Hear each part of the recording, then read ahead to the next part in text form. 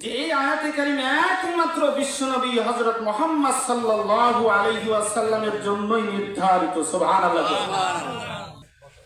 এবং হুজুরেও এতক্ষণ পর্যন্ত যে আলোচনা করেছেন, এই আলোচনা বলি আলহামদুলিল্লাহ। তবে এই ত্রুটি এটা হতেই পারে, এটা ইচ্ছাকৃত ভাবে না, অনিচ্ছাকৃত।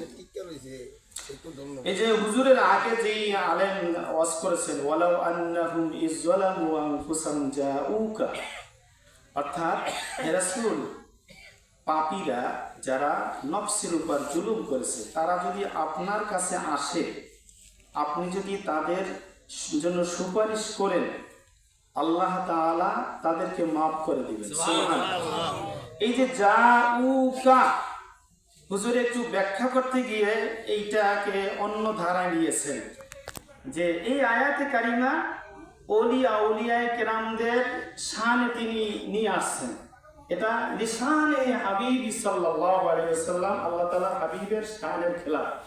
আগে বলছে যে আমরা এখানে আসছি শিক্ষার জন্য। হুজুর এই আয়াতে কারিমা একমাত্র বিশ্বনবী হযরত মুহাম্মদ সাল্লাল্লাহু আলাইহি ওয়াসাল্লামের জন্যই নির্ধারিত। সুবহানাল্লাহ। হয়তোবা জাহের বাতেন, গায়েব হাজির, প্রকাশ্য অপ্রকাশ্য যে কোনো মুহূর্তে রাসূলুল্লাহর উসিলা দিয়া যদি কেউ দোয়া করে, আল্লাহ পাক তাকে ক্ষমা করে দিবেন। সুবহানাল্লাহ। কিন্তু এই আয়াতে কারিমা একমাত্র রাসূলুল্লাহর শানি। হয়তোবা হুজুরের একটু এলোমেলো হয়ে গেছে। হুজুরে নিয়ে আসছেন যে ওলি আউলিয়াদের কাছে আসলেও ওই রকমের আল্লাহ তাআলা মাফ করে দিবেন। না, এটা না।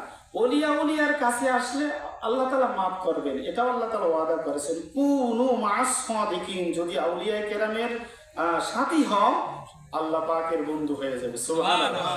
যেই ব্যক্তি আল্লাহ পাকের বন্ধু হয় তার গুনাহ থাকে না। সুবহানাল্লাহ। সুবহানাল্লাহ। নজরুল উলামা, নজরুল উলামা, নজরুল আউলিয়া, আউলিয়ায়ে কেরামদের শুধুমাত্র চেহারার দিকে তাকিয়ে থাকলে আল্লাহ পাক গুনাহগুলি মাফ করে দিবেন। সুবহানাল্লাহ।